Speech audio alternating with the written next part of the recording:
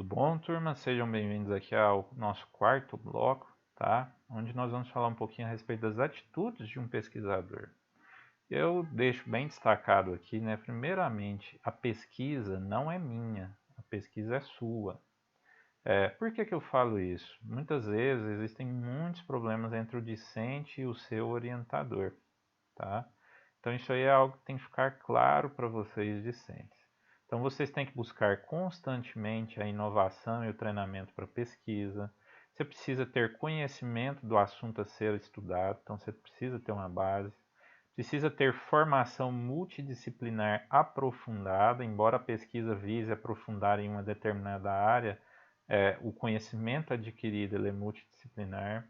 Você precisa ter uma visão sistêmica do todo, do problema e principalmente aprender a aprender, tá? É a questão da humildade e do aprendizado. Ousar e avançar no conhecimento, ensaiar novas maneiras de entender os fenômenos e principalmente saber fazer. Saber fazer, saber estudar, saber pesquisar, saber realizar na prática e ter confiança na experiência dos outros, tá? Evitar a compartimentalização do saber. Então, você precisa enxergar o seu problema como um todo e, se preciso for, pedir a ajuda de outras áreas.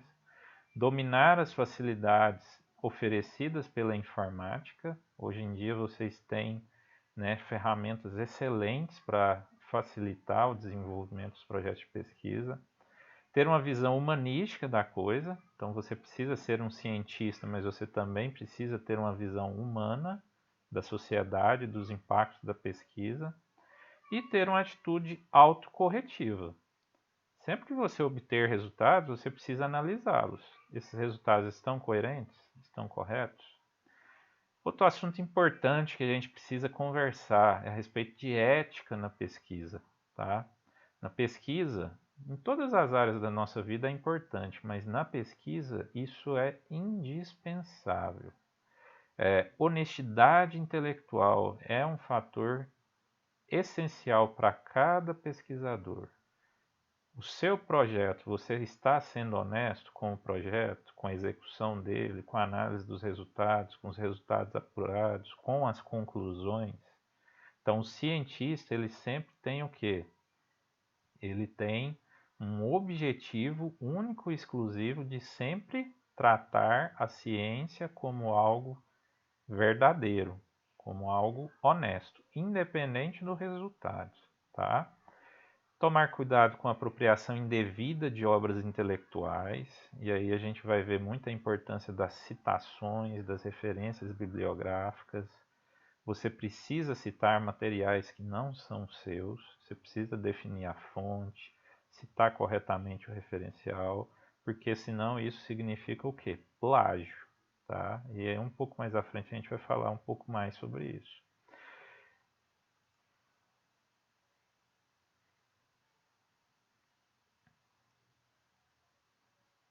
Então, o que é considerado plágio? Plágio é a reprodução integral de um texto sem autorização do seu dono, do seu proprietário, tá? Então, todo e qualquer texto que você vai utilizar, você precisa citá-lo seguindo que as normas da ABNT, tá? Também é muito importante vocês terem atenção para as comissões de éticas e pesquisa. Isso aqui é muito comum na área de saúde, tá? Saúde de humanos e saúde animal. Você também precisa ter atenção à CEP, que é uma instância colegiada de natureza consultiva, tá? Que é Comitê de Ética em Pesquisa, que é vinculado ao Conselho Nacional de Saúde, e a CEP própria da nossa instituição, que é a CEP do IF Goiano, tá? Aqui só para ilustrar um pouquinho, né? Se porventura algum projeto de vocês precisar passar por uma câmara, por um colegiado, né, de ética em pesquisa, né? Como que seria mais ou menos o trâmite desse parecer? Então leva um certo tempo, tá? E por isso é muito importante você dar início a esse processo o quanto antes. Ainda tratando a respeito da ética em pesquisa, aqui também, né, continuando com essa de como é o fluxograma dos trabalhos, né, dos processos julgados nesse comitê de ética em pesquisa. Ainda falando sobre pesquisa, né, a respeito do plágio. Então, é muito importante vocês saberem que o plágio é aquele famoso Ctrl+C, Ctrl+V, tá?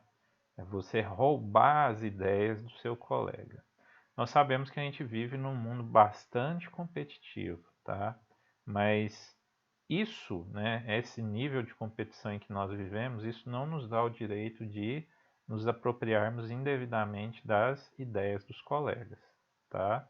Sejam colegas, né, nossos de sala, de instituição, sejam, né, companheiros de pesquisa de outros países. Então, não entre nessa furada.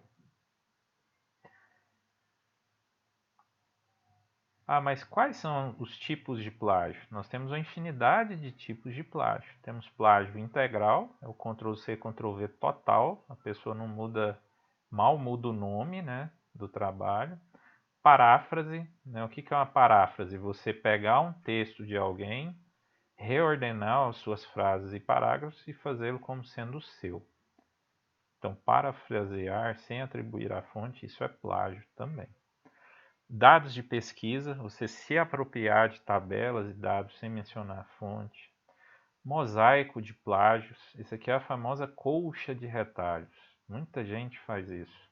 A pessoa vai pegando textos de vários trabalhos anteriores para montar o seu.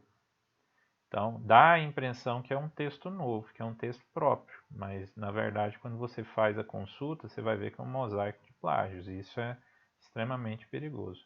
Autoplágio, você plagiar seus próprios textos. É você pegar a introdução de um artigo, usar no outro artigo, usar no outro periódico, usar na patente e depois usar na dissertação o mesmo texto. Então isso é autoplágio. Cópias, né, de imagens, figuras, né, enfim, tudo que você faz sem citar as fontes é considerado plágio.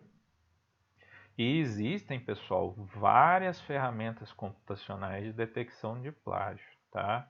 E eu já vi acontecer várias vezes em bancas, em defesas de dissertação e tese, o membro da banca passar lá, ao vivo, o programa de plágio naquele determinado documento e escancarar ali para todos os membros da banca e também para, né, os visitantes, né, as pessoas que estão assistindo, mostrar ali para todo mundo que aquele trabalho é um plágio. Então imagina o constrangimento de passar por uma situação dessa.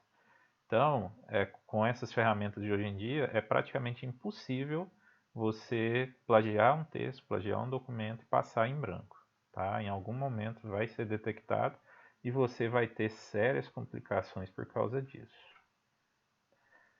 Bom, pessoal, eu encerro aqui esse bloco e aguardo vocês no próximo.